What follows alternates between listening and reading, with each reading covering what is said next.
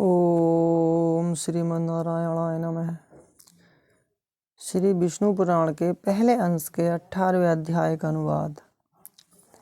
प्रहलाद को मारने के लिए विष, शस्त्र और अग्नि आदि का प्रयोग एवं प्रहलाद कृत भागवत स्तुति। श्री पराशर जी बोले, उनकी ऐसी चेष्टा देख दैत्यों ने दैत्यराज हिरण्यकश्यपु से डरकर उससे सारा वृत्तांत कह सुनाया और उसने भी तुरंत अपने रसोइयों को बुलाकर कहा। हिरण्यकश्यपु बोला, अरे सूदगण, मेरा यह दुष्ट और दुर्मति पुत्र औरों को भी कुमार्ग का उपदेश देता है, अतः तुम शीघ्र ही इसे मार डालो। तुम उसके बिना जाने समस्त खाद्य पदार्थों में हलाहल विष मिलाकर दो और किसी प्रकार का सोच विचार न कर उस पापी को मार डालो। श्री पराशर जी बोले, तब उन रसोइयों ने महात्मा प्रहलाद को जैसी कि उनके पिता ने आज्ञा दी थी उसी के अनुसार विष दे दिया। हे मैत्रेय, तब वे उस घोर हलाहल विष को भगवान नाम के उच्चारण से अभिमंत्रित करके अन्न के साथ खा गए तथा भगवान नाम के प्रभाव से निस्तेज हुए उस विष को खाकर उसे बिना किसी विकार के पचाकर स्वस्थ चित्त से स्थित रहे। उस महान विष को पचा हुआ देख रसोइयों ने भय से व्याकुल हो हिरण्यकश्यपु के पास जा उसे प्रणाम करके पूछा। सूदगण बोले, हे दैत्यराज, हमने आपकी आज्ञा से अत्यंत तीक्ष्ण विष दिया था, तथापि आपके पुत्र प्रहलाद ने उसे अन्न के साथ पचा लिया। हिरण्यकश्यपु बोला, हे पुरोहितगण, शीघ्रता करो, उसे नष्ट करने के लिए अब कृत्या उत्पन्न करो और देरी न करो। श्री पराशर जी बोले, तब पुरोहितों ने अति विनीत प्रहलाद से उसके पास जाकर शांतिपूर्वक कहा। पुरोहित बोले, हे आयुष्मान, तुम त्रिलोकी में विख्यात ब्रह्मा जी के कुल में उत्पन्न हुए हो और दैत्यराज हिरण्यकश्यपु के पुत्र हो। तुम्हें देवता, अनंत अथवा और भी किसी से क्या प्रयोजन है? तुम्हारे पिता तुम्हारे तथा संपूर्ण लोकों के आश्रय हैं और तुम भी ऐसे ही होगे, इसलिए तुम यह विपक्ष की स्तुति करना छोड़ दो। तुम्हारे पिता सब प्रकार प्रशंसनीय हैं और वे ही समस्त गुरुओं में परम गुरु हैं। प्रहलाद जी बोले, हे महाभागगण, यह ठीक ही है। इस संपूर्ण त्रिलोकी में भगवान मरीचि का यह महान कुल अवश्य ही प्रशंसनीय है, इसमें कोई भी अन्यथा नहीं कह सकता। और मेरे पिताजी भी संपूर्ण जगत में बहुत बड़े पराक्रमी हैं, यह भी मैं जानता हूँ, तथा यह बात भी बिल्कुल ठीक है, अन्यथा नहीं। और आपने जो कहा कि समस्त गुरुओं में पिता ही परम गुरु है, इसमें भी मुझे लेस मात्र संदेह नहीं है। पिताजी परम गुरु हैं और प्रयत्नपूर्वक पूजनीय हैं, इसमें कोई संदेह नहीं। और मेरे चित्त में भी यही विचार स्थित है कि मैं उनका कोई अपराध नहीं करूँगा। किंतु आपने जो यह कहा कि तुझे अनंत से क्या प्रयोजन है, सो ऐसी बात को भला कौन न्यायोचित कह सकता है? आपका यह कथन किसी भी तरह ठीक नहीं है। ऐसा कहकर वे उनका गौरव रखने के लिए चुप हो गए और फिर हंसकर कहने लगे, तुझे अनंत से क्या प्रयोजन है? इस विचार को धन्यवाद है। हे मेरे गुरुगण, आप कहते हैं कि तुझे अनंत से क्या प्रयोजन है, धन्यवाद है आपको इस विचार को। अच्छा, यदि आपको बुरा न लगे तो मुझे अनंत से जो प्रयोजन है सो सुनिए। धर्म, अर्थ, काम और मोक्ष, ये चार पुरुषार्थ कहे जाते हैं। ये चारों ही जिनसे सिद्ध होते हैं, उनसे क्या प्रयोजन? आपके इस कथन को क्या कहा जाए? उन अनंत से ही दक्ष और मरीचि आदि तथा अन्याय ऋषि ईश्वरों को धर्म, किन्हीं अन्य मुनीश्वरों को अर्थ एवं अन्य किन्हीं को काम की प्राप्ति हुई है।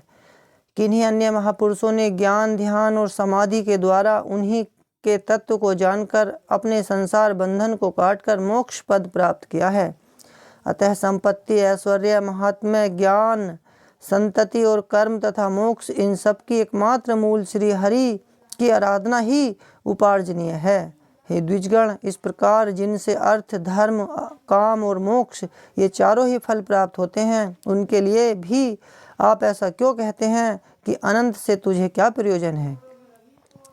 और बहुत कहने से क्या लाभ? आप लोग तो मेरे गुरु हैं, उचित अनुचित सभी कुछ कह सकते हैं और मुझे तो विचार भी बहुत ही कम है। इस विषय में अधिक क्या कहा जाए। मेरे विचार से तो सबके अंतःकरणों में स्थित एकमात्र वे ही संसार के स्वामी तथा उसके रचयिता, पालक और संहारक हैं। वे ही भोक्ता और भोज्य तथा वे ही एकमात्र जगदीश्वर हैं। हे गुरुगण, मैंने बाल्य भाव से ही यदि कुछ अनुचित कहा हो तो आप क्षमा करें। पुरोहितगण बोले, अरे बालक, हमने तो यह समझकर कि तू फिर ऐसी बात न कहेगा, तुझे अग्नि में जलने से बचाया है। हम यह नहीं जानते थे कि तू ऐसा बुद्धिहीन है। रे दुर्मते, यदि तू हमारे कहने से अपने इस मोह में आग्रह को नहीं छोड़ेगा तो हम तुझे नष्ट करने के लिए कृत्या उत्पन्न करेंगे।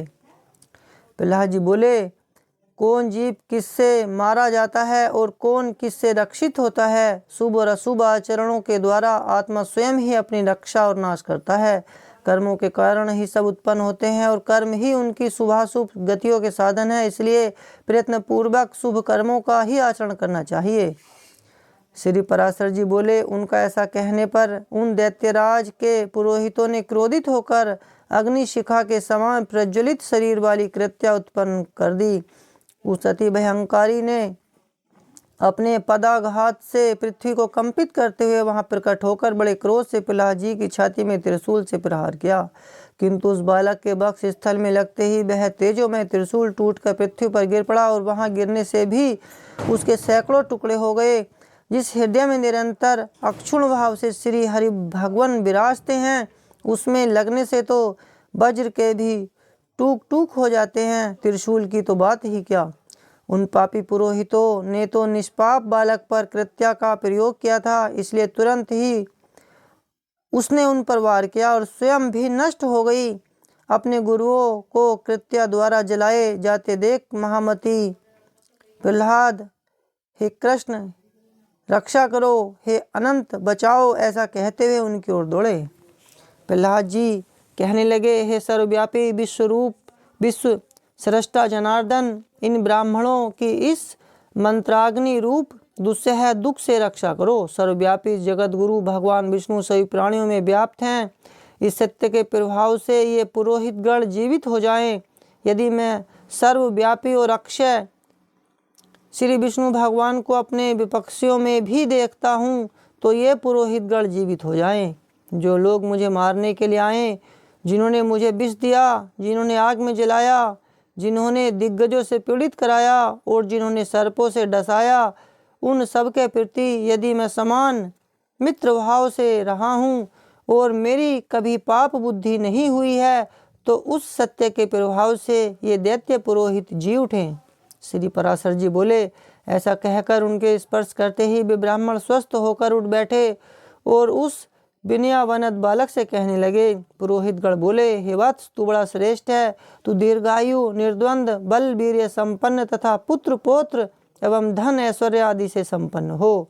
श्री पराशर जी बोले, हे महामुने, ऐसा कह पुरोहितों ने दैत्यराज हिरण्यकश्यपु के पास जा उसे सारा समाचार ज्यों का त्यों सुना दिया। इस प्रकार श्री विष्णु पुराण के पहले अंश में 18वां अध्याय समाप्त हुआ। ओम ओम ओम।